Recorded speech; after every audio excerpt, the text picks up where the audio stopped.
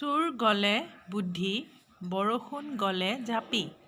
আমাক এনে বুদ্ধিহে কামত লাগে, যি বুদ্ধিৰ প্ৰয়োগ ঘটালে চোৰে আমাৰ সম্পত্তি চুৰ কৰি নিব নোৱাৰে।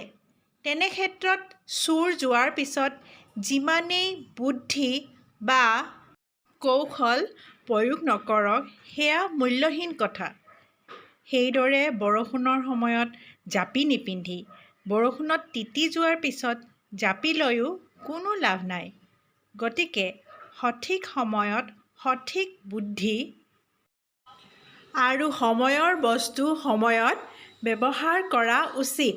সেয়েহে সময়ত বা আগতীয়াকৈ প্ৰতিবিধান নলৈ সময় যোৱাৰ পিছত সেই বিষয়ে চিন্তা কৰাটো মূল্যহীন কথা। ইয়াৰ দ্বাৰা ইয়াকে বুজোৱা হৈছে যে অনিষ্ট বা ঘটনা ঘটাৰ আগতেই প্ৰয়োজনীয় ব্যৱস্থা কৰা উচিত। Thank U.